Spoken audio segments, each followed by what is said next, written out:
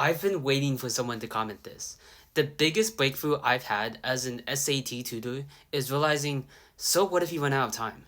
This is the most reliable way I've been able to increase my student scores drastically overnight. Everyone is so focused on not running out of time that they don't realize that rushing the questions only hurts you more. This is because the more you rush and not properly understand the question, the more you'll fall into the traps the SAT designed. Now, instead of trying to finish on time, try this. Let's say you're currently at a respectable 600 in reading and writing. Using an SAT score calculator, this is probably how many questions you're getting right in the first and second module of reading and writing to get a 600.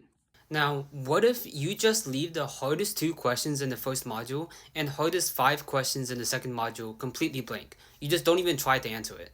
Assuming it takes you at least 2 minutes to do each of the hardest questions, you'll get at a minimum of 4 minutes back in the first module and 10 minutes back in the second module. Not only that, since you're not doing the hardest questions on the test anymore, the rest of the test becomes much easier.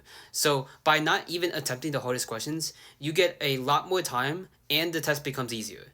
Don't you think with the extra 14 minutes of time and the 7 hardest questions gone, you'll have enough time to properly understand the passage and fully verify that you got the questions correct now? Now, this same person at a 600 reading and writing, assuming they tried this strategy and they were decent at it and they were able to only get the questions that they left blank on, they would instantly jump to a 710 in reading and writing. And this is without the guessing, right? Because if you on an actual test, you would guess and there's like a 25% chance you get a question right just by guessing it. That would, assuming normal luck, you get around 730. But this is probably a best case scenario, assuming that you're really good at accuracy and making sure you get the question right. Let's say you got an extra 2-ish questions wrong here, and then you got a lot more questions wrong here because you weren't that good at verifying your answer. Let's push it back more. But worst case scenario, 630. That's still 30 points higher than the 600 that you would get using the normal strategy. And after you finally master accuracy and you can actually get questions right, and the only time you get a question wrong is when you run out of time, you can slowly work on your speed then and push down on this gap. Eventually you get to here and you only have to leave maybe 3 questions blank in the second module, and that's how you get really high English scores.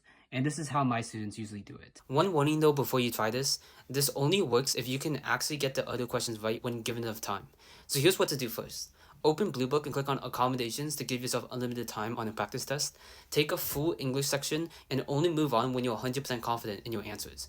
If you can get nearly everything right with no time limit, you've mastered accuracy, and this strategy will change everything for you.